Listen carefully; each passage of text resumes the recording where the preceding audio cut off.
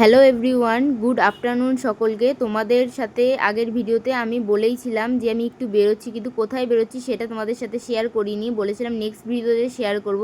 তো চলে এসেছি নতুন ভিডিও একটা নিয়ে আবারও তোমাদের সাথে শেয়ার করতে। আমি চলে এসেছি বহরমপুর এক্সপো মেলাতে, যেটা এবছর বহরমপুরে প্রথমবার বসেছে, যার টিকিট মূল্য হচ্ছে 10 টাকা করে। আর আমার হাজব্যান্ড চলে গেছে টিকিট কাটতে, যার টিকিটটাই তোমাদের সাথে আমি শেয়ার করে দিলাম টিকিটটা কেমন। আর মেলাটা মোটামুটি বসেছে, কিন্তু মেলাটা থাকবে কিন্তু 40 দিন। তোমরা যারা যারা যাওনি অবশ্যই চলে যাও দেখতে, খুবই ভালো। কিন্তু এখনও পুরোপুরি সব দোকান বসেনি। তোমাদের সাথে একটা জিনিস ছোট্ট করে শেয়ার করি, যেটা আমার অজানা। সেটা হচ্ছে আমি নদিয়া ডিস্ট্রিক্টের মেয়ে, কিন্তু আমি মুর্শিদাবাদে এসে মানে এই প্রথমবার আমি দেখলাম যে মেলাতেও জামা কাপড়ের দোকান বসে। এটা আমার জানা নেই, কিন্তু তোমাদের ওখানে কাদের কাদের মানে বাড়ির কাছে এরকম জামা কাপড়ের দোকান বসে মেলাতেও অবশ্যই আমাকে জানিও।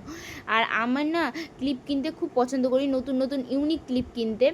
আর আমি ইউনিক ক্লিপ না পেলে আমি কিনিও না। আর আমার হাজব্যান্ড ওটাও ও পছন্দ করে দেয় আমাকে ইউনিক ইউনিক ক্লিপ কেনার জন্য। তো আমার কাছে প্রচুর ক্লিপ কালেকশান আছে, তোমরা যদি দেখতে চাও অবশ্যই আমাকে কমেন্টস করে জানিও, আমি তোমাদের সাথে শেয়ার করে দেবো।